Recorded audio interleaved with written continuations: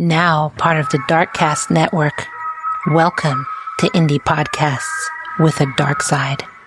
At 3 p.m. on October 7th, 2024, administrators at the Howard Early Childhood Center called Brad Simpson. His 5-year-old daughter hadn't been picked up from school, something his wife, Suzanne, never failed to do. By that evening, Suzanne's friends became worried. She wasn't answering her phone, and no one had seen her since the night before. One friend called Brad directly, asking if he had reported her missing. He hadn't. When the friend said that she was going to report Suzanne missing herself, Brad finally left a voicemail for the Olmos Park police chief, claiming he hadn't seen Suzanne since 11 p.m. the previous night, and that she'd lost her phone at H-E-B. Now, for those of you who don't know what H-E-B is, it's a popular grocery chain in parts of the U.S. However, his call came 14 minutes after his wife's friend had already filed the report herself. Welcome, lambs. Welcome to Love and Murder, Heartbreak to Homicide, the weekly true crime podcast that tells you real stories of relationships that turn deadly. I'm Kai, and around here, I tell these cases with the victim in mind. So you might hear a little passion, you might hear a little frustration, and maybe you might hear a few rants along the way. Before we jump in, a quick thank you to the people who keep this podcast going. My Lamb fam over on Patreon. Love and Murder is 100% listener funded, which means every bonus episode, every deep dive, and every voice we amplify exists because of you. If you're not part of the Lamb fam yet, head on over to our Patreon, patreon.com/Love and Murder. You'll get ad-free episodes, exclusive bonus content, behind-the-scene extras, and early access to new episodes, all while helping us continue giving victims a voice. Patreon.com/Love and Murder. Now, before we get into it, I do want to shout out a podcast that I was recently on as a guest host, Tragedy with a View. The link to the YouTube video is in the show notes below. So on this podcast, this was Bear Month for them. And the story we discussed was in 2005, where Greg and Matt Matthews sat themselves in the Alaskan brush, bow in hand. Matt had a moose call, and as hours turned into days, they were just waiting for their opportunity to bring home a prize. And the prize was a freezer full of meat to help feed Matt's family. What they hadn't expected was to instead find themselves in a life or death situation, which led to Greg's wild awakening. It was an insane story of a bear attack, and you don't want to miss it. Again, the link to this YouTube video is in the show notes below. Also, before we get started, be sure to stay to the end of this episode. I have a surprising update on one of our past cases for you. Now, grab your butts, grab your delicious glass of apple juice, and let's get back into this case of love and murder. Side note, this case is still ongoing, so I'm going to start out by saying that everything said here is alleged. On October 8th, 2024, Suzanne was officially listed as a missing person. Flyers went out that afternoon, and the community rallied to search for her. The official Texas Department of Public Safety missing person report listed Suzanne Clark Simpson as case number M241003, saying that she was last seen in Olmos Park, Bexar County, on October 7th, 2024. 51-year-old Suzanne and 53-year-old Brad had been married for 22 years, raising 4 children together. Friends and acquaintances described them as an established couple in the community, with Brad working as a businessman while Suzanne pursued a career as a realtor. Their family life revolved around their children, 3 older ones and their youngest, a 5-year-old. The couple maintained an air of normalcy, and to outsiders, they seemed like the so-called ideal American family. Brad's longtime business partner and friend, James V. Cotter, also known as James Val Cotter, or in some other reports, James Vale Cotter, was the son of the late San Antonio real estate tycoon James F. Cotter. The two had been close for years and had even faced legal troubles together through their business ventures. In the weeks leading up to her disappearance, Suzanne had made it clear to several people that she was scared and that she was being hurt in her house. Friends and family actually told investigators that things had been bad between the two for a long time. As a matter of fact, Just an hour before she vanished, she had called her mother, Barbara Clark, around 9 p.m. to say that Brad had assaulted her. He'd hurt her arm and her back. Barbara said Suzanne sounded shaken. She, quote, told me things that Brad had done to her physically and suggested that the violence was alcohol related. Now, this wasn't the first time Suzanne had confided in someone about the abuse. Back in August 2024, she told her personal banker at Frost Bank that Brad had been physically abusive and often took away her phone to control her.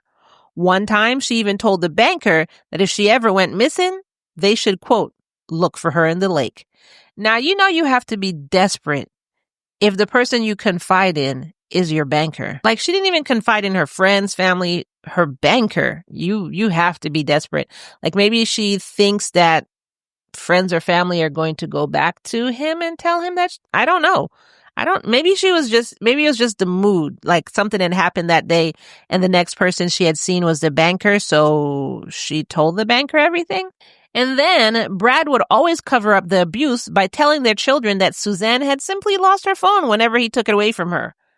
The night she disappeared, October 6, 2024, Suzanne was last seen wearing a black dress and black heels. She was described as being 5'5" and around 140 pounds. Investigators said they spoke to everyone, her friends, coworkers, and families, and they all agreed on one thing. Suzanne would never just walk away from her children. That same night, Suzanne and Brad had been at the Argyle, an exclusive club in Alamo Heights. Witnesses saw them arguing before Suzanne left with their daughter around 8:30 p.m. Surveillance footage later showed Suzanne at H-E-B at 8:51 p.m. and calling her mother and calling a friend. At 9:16 p.m., her cell service was abruptly suspended while she was still on the phone with her mother. Then between 10 and 11 p.m., a neighbor across the street heard loud arguing outside and looked out of the window. You know, it's them nosy neighbors, but those are the ones that can help you the most in court because they document everything. He saw Brad grabbing Suzanne by the upper torso, trying to stop her from leaving. She broke free and ran, but he chased her. After losing sight of the couple, like I said, nosy neighbors, the concerned neighbor went outside with his flashlight to investigate. Moments later, they heard 2 or 3 screams coming from a wooded area east of his home. About an hour later, Brad's truck left the house, returning roughly 2 hours later. No one ever saw Suzanne again. You see what I'm saying? This dude documented everything. He watched Brad grab Suzanne by the torso. She ran, he ran after her. This person went outside with a flashlight to, quote, investigate. There would be never in the history of ever that I'm going outside to see what's happening. If I'm so worried, I'm calling 911. Then he noted that the scream was coming east of his home and that an hour later, so like you were just sitting there watching outside your window to find out that an hour later, that's when Brad's truck left the house and then got back. Did you sleep at all that night? Now look, I'm not getting on the messy neighbor. I'm just shocked because I wouldn't be this invested. But if it wasn't for somebody who is this invested, police would have nothing to go by. Instead, they have an eyewitness. So the next morning, Brad dropped his daughter off at school at 7:53 a.m. Surveillance footage showed 2 white trash bags and an ice chest in the truck. By 9:12 a.m., a Whataburger camera showed 3 trash bags, a heavy-duty trash can, and a large, bulky object wrapped in a blue tarp with a metal firewood rack placed on top. An hour later, the tarp and bags were gone. That same morning, her 5-year-old daughter told school staff that her father had pushed her mother against the wall, hit her in the face, hurt her elbow, and taken her phone away because they were fighting. Now, this is the image you left your 5-year-old daughter with? You pushing your wife against a wall and hitting her in the face and hurting her? Are you insane? Suzanne's older daughter also provided investigators with a Find My iPhone screenshot showing her mother's last known ping was at the family's house at 10:22 p.m. on Sunday night.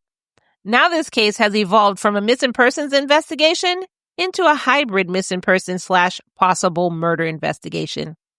Investigators quickly focused on Brad's behavior following October 6th. FBI forensic examiners saw that Brad had started cycling his cell phone on and off, starting at 11 p.m. the night of the disappearance, a technique the forensic examiners called, quote, lockdown mode. And they said this is used to deter device tracking and avoid detection. Nevertheless, police were able to track Brad's movements in his pickup truck through cell and vehicle data, combined with surveillance footage. Police saw that Brad had made several stops that morning. Home Depot, a solid waste site in Bourne, and later a car wash. At Home Depot, he bought 2 bags of Quick Right cement, a Home Depot brand bucket with a lid, heavy-duty trash bags, Clorox disinfectant spray, and insect repellent, all paid for with cash. He also stopped to ask a fellow shopper for directions to the nearest dump in Bourne. After leaving, the 3 white trash bags were gone from his truck. He then traveled to Medina County, just outside of Bandera, where he stayed for 13 minutes. On the way back to San Antonio, surveillance footage showed a blue tarp concealing the large, bulky item was no longer in the bed of his truck. By 3:27 p.m., when he picked his daughter up, school surveillance captured his truck, this time missing the firewood rack that always had been in the back. Instead, there was a trash can and an ice chest in the bed, but his truck was now mostly empty. Later that afternoon, Brad took his truck to the car wash, where he was seen cleaning the driver's front side and rear left passenger side of the car. He was also seen scrubbing the inside and bed of his truck. After tracking his movements, police then started investigating his properties. And on one of his properties in Bandera County, they discovered a ground-level burn site. Now, not long after Suzanne's disappearance, Brad had left their family home and moved into the home on this property. Inside the burn site were the charred remains of electronics that belonged to him, a laptop and 3 phones. Forensics were able to recover notes from one of the phones, which were dated October 8th and titled, quote, This Next Life, and, quote, Last Will and Testament. In them, Brad apologized for assaulting Suzanne that night and for previous incidents. Throughout all of this, Brad's brother, Barton, told investigators that the two hadn't spoken in a long time. Barton said Brad had become, quote, unrecognizable from the brother he once knew. Brad was arrested in the early morning hours of October 9th. He was initially charged with the misdemeanors of assault causing bodily injury to a family member and unlawful restraint, based on the neighbor's eyewitness account. He was held on a $2 million bond. Defense attorneys argued that this high bond was probably because prosecutors were trying to hold him on higher charges, even though at the time he wasn't identified as a suspect in Susan's disappearance. After his arrest, detectives found that on October 8, 2024, Brad had texted James V. Cotter asking him for help to hide a weapon. Now, I always say, don't call me for help. To hide guns, to hide do not call me. Because if you call me, then I know right away that you just wanted to get caught. Because I let everybody know I'm singing like all the birds in the rainforest. I'm gonna give you everything. Where I met you, how old we were when I met him when we were 2. We used to take baths. Like, I'm telling everything. So according to Brad's text, he said, quote, if you're in Bandera, can you haul ass and meet me at the house? And, quote, okay, make sure and leave all that S in the pump house, especially the gun. James replied, quote, get over here. I won't tell anyone. And, quote, you're my brother. Yeah, I'll tell you all that, but trust and believe, I'm telling. Whatever you tell me, I'm telling. Don't break the law and then come to me and ask for help, like, period. Especially if you murdered somebody. I'm not the one. Police also found a reciprocating saw in Brad's possession, and forensic testing showed that Suzanne's DNA was on it. Now, Really, that could mean anything. It could mean that she picked it up yesterday. She picked it up the day of her disappearance. That could mean anything. So unless the DNA was found in a way consistent with somebody had sawn up a body with that saw, I can't see why it would be relevant to a murder investigation, because you can get your DNA on anything. She could have picked it up, like I said. So unless the DNA came from like blood splatter or something, then I can understand. Investigators also confirmed that Brad had logged into the AT&T app at that exact time Suzanne's phone had been cut off. They determined that he had logged in to turn her phone off. Also, that dried cement had been found on the rear passenger side of Brad's car. Remember when he was washing it? Investigators also arrested James Cotter. You see why I'm not the one to come to if you've murdered somebody? I'm not getting arrested with you. So James Cotter was arrested on October 21st for helping Brad hide a weapon. Police found Brad's AK-47, behind a wall-mounted TV in James's bedroom. He was charged with tampering with evidence and possession of a prohibited weapon. The next day, October 22nd, 2024, Brad was charged with felony evidence tampering and possession of an illegal weapon that was linked to the exchange with James. In Brad's house, police had also discovered what they described as a walk-in vault filled with weapons. So he was also forced a federal hold from the U.S. Bureau of Alcohol, Tobacco, Firearms, and Explosives for the fact that he had the vault filled with firearms and due to an illegal short-barreled rifle discovered around all of his guns. So in November, James posted a bond after the amount was reduced from $1 million to $100,000. And finally, on November 7th, 2024, Brad was formally charged with murder. In early December, a Bexar County grand jury indicted Brad on 4 counts: murder, tampering with a corpse, tampering with physical evidence with intent to impair a human corpse, and possession of a prohibited weapon. Brad pleaded what, Lambs? Not guilty. His attorney argued that without a body, prosecutors couldn't prove murder, saying that indictments were, quote, vague and didn't specify how Suzanne was killed. Judge Joel Perez denied the motion, saying actually that there was enough evidence for the case to proceed. A crucial piece of evidence that was revealed in the indictment was that Brad had tried to hide that reciprocating saw from investigators on or about October 8th. And his goal in doing this was to impair its availability as evidence. Now, if you weren't aware, because this is like the second time I'm mentioning a reciprocating saw, and I have lambs from all over the world, so in another country, they might call this something different. So I'm just going to say that it is a powerful tool. And this reciprocating saw is capable of cutting through wood, hard plastic, metal, and bone. Investigators had informed family members that Suzanne's DNA had been identified on the saw. So at one of Brad's preliminary hearings, the prosecution and defense spoke as they normally do. And the prosecution made it clear that their case was going to rely on a clear timeline, one that pointed straight to Brad. The suspicious trips he made to the hill country, his purchase of cement and disinfectant, the saw with Suzanne's DNA on it that he tried to hide, and the burned digital devices that they later found. Also, Suzanne's last known movements, Brad's phone and car data, the neighbor's eyewitness account, notes written by Brad himself admitting to the assaults, their daughter's statement that she saw Brad hit her mother, and finally, Suzanne's own words to friends and family that she was afraid of him. Now, although all that is circumstantial, that's what you call a ton load of evidence. Do you hear me? Prosecutors said that all of this points to a clear picture. Quote, there are no signs of Suzanne Simpson being alive since Brad Simpson physically assaulted her.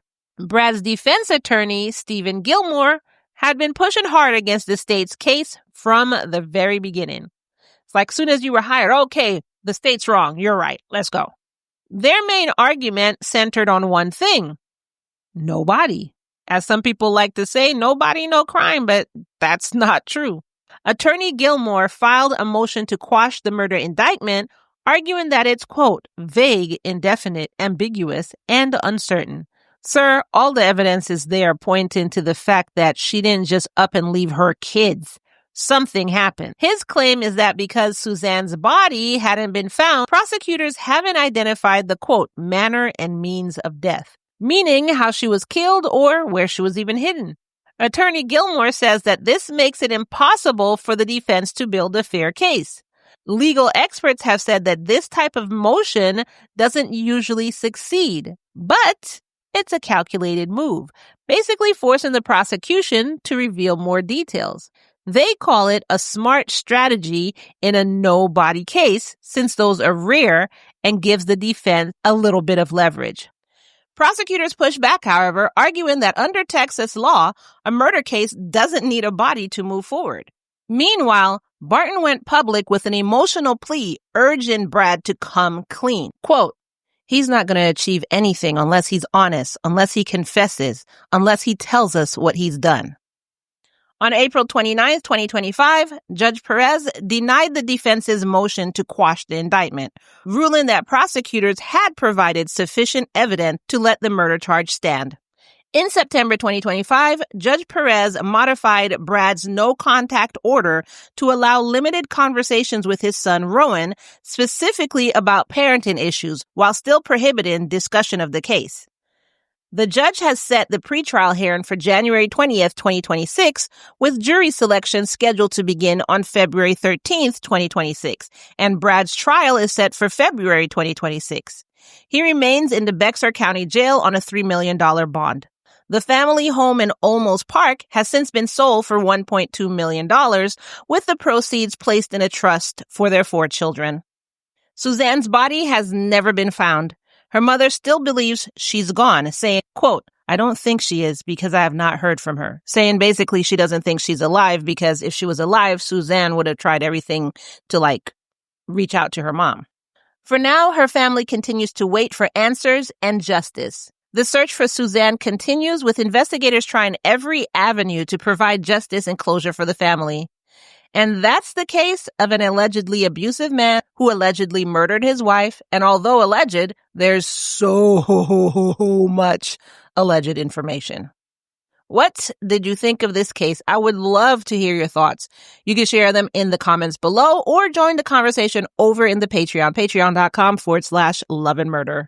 And speaking of your comments, let me read a couple comments from a past episode. As usual, if you missed this case, the link to listen will be in the show notes below.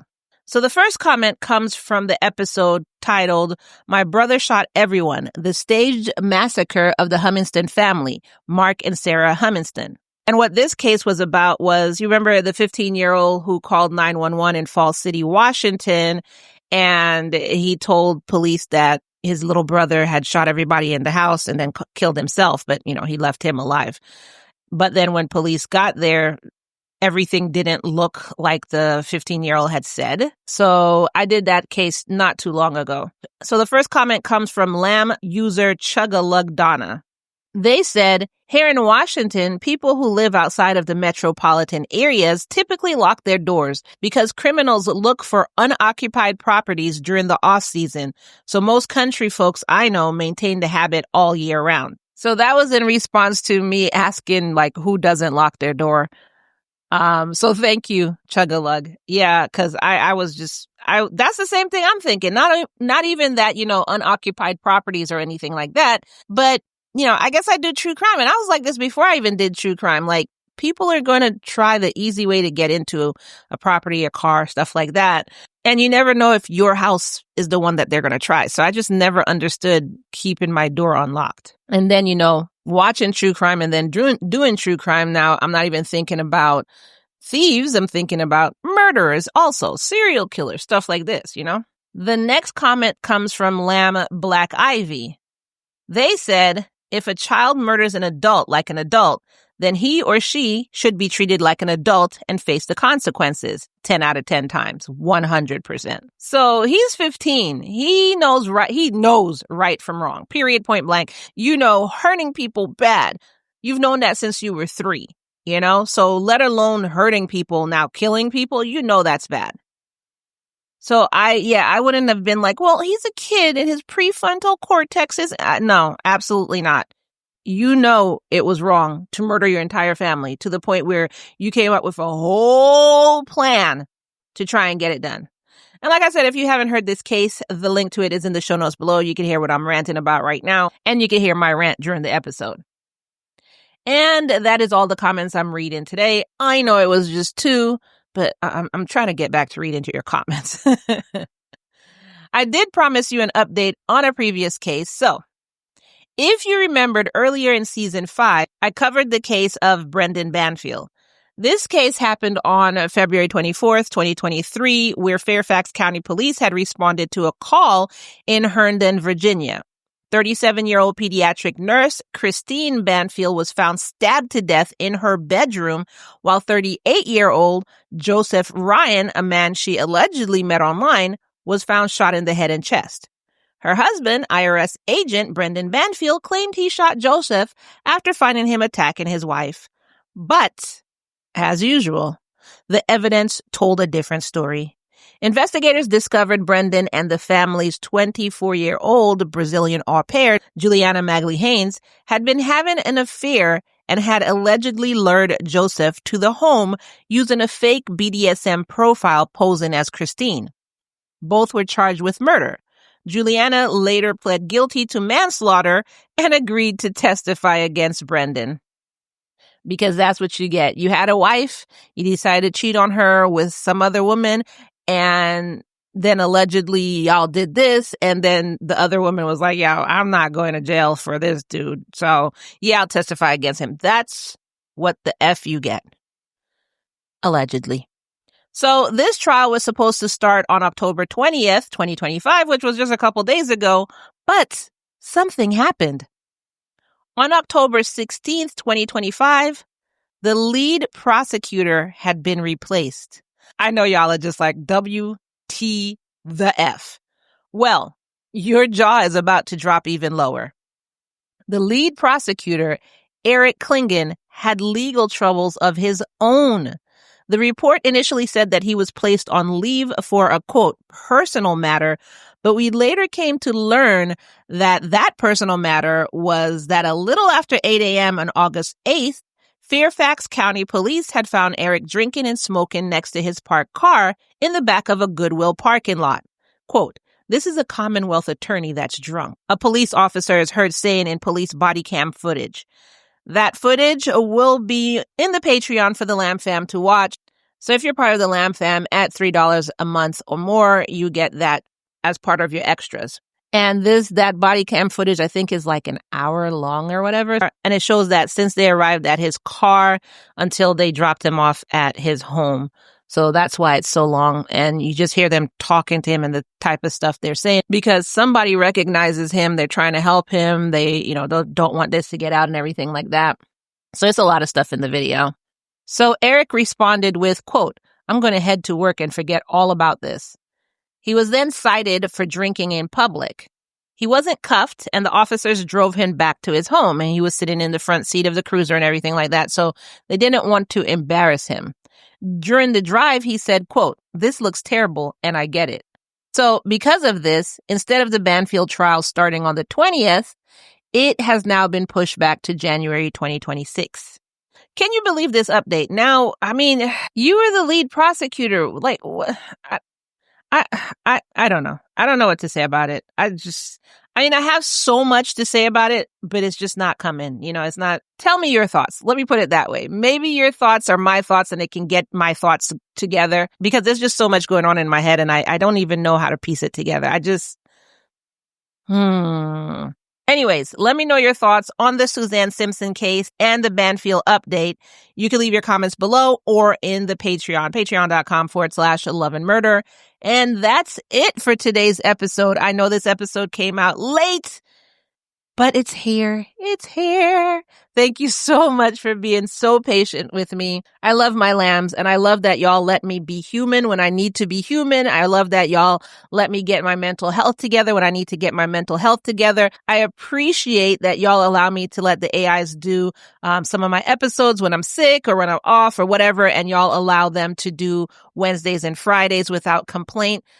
I am so thankful to y'all. Y'all really, I think anyways, y'all really do care. So I'm so thankful to you. And I want y'all to know that for real, 100%. If you want more true crime with me or just to support the victims' stories that I've talked about, you can join the Lamb Fam at patreon.com/loveandmurder. There you'll find full bonus episodes, ad-free listening, and behind-the-scene extras waiting for you. Plus, your support helps me keep telling these stories and being a voice of the victims who can't speak for themselves. Join the Lamb Fam at patreon.com/loveandmurder and help keep Love and Murder listener powered. And like I end every full episode, I want to remind you that it's, say it with me now, all love and no murder, y'all. I really need to get my new merch out with my all love and no murder and some of my other slogans out there. I am definitely working on the store to try and get it open before November. Positive thoughts. We're going to get it going. It's hard when it's just me. You know what I'm saying? But thanks for listening. Once again, thank you for all your support. And I will see you in the next episode. Bye.